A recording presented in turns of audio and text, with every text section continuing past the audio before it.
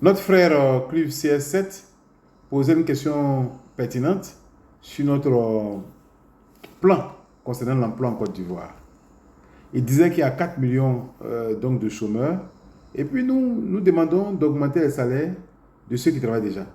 Pourquoi pas une indemnité de chômage?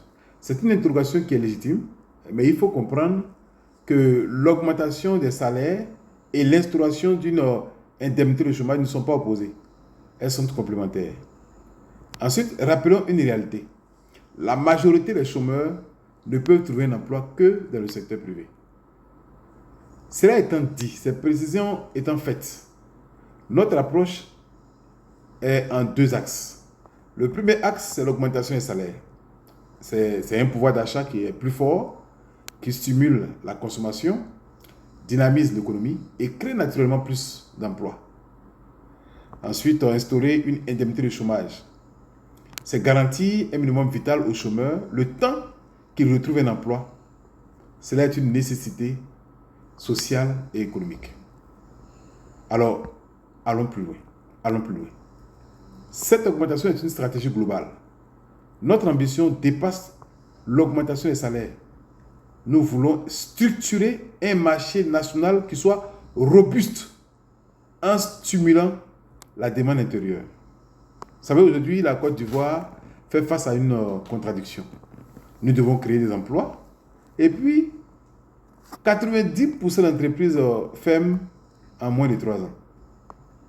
Pourquoi? Parce que simplement la consommation intérieure est trop faible pour assurer leur viabilité.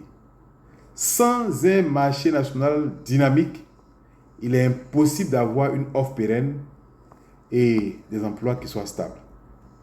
Notre ambition, c'est une révalorisation salariale stratégique. Nous proposons donc dans notre vision de commencer par une révalorisation des salaires dans la fonction publique, un secteur dont l'État maîtrise les données avec précision. Mais on ne parle pas de rien, on passe des données concrètes à travers un fait alarmant. Car depuis 60, l'indice salarial de base est bloqué à 233 francs CFA, alors que le coût de la vie a explosé. Il est donc impératif de le doubler, au minimum, pour relancer l'économie. Avec cette base renforcée, nous pourrons bâtir un modèle économique plus robuste. Ainsi, stimuler la consommation intérieure pour créer un marché viable pour les entreprises locales et favoriser la création d'emplois en développant des entreprises autogérées où chaque travailleur, du planton au directeur, est propriétaire. Vous voyez, c'est un modèle économique qui est inclusif et souverain. Notre vision est donc claire: renforcer le marché intérieur pour bâtir une économie prospère et indépendante.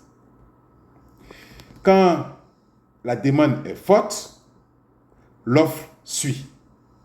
Quand le marché national est dynamique, l'emploi se crée naturellement.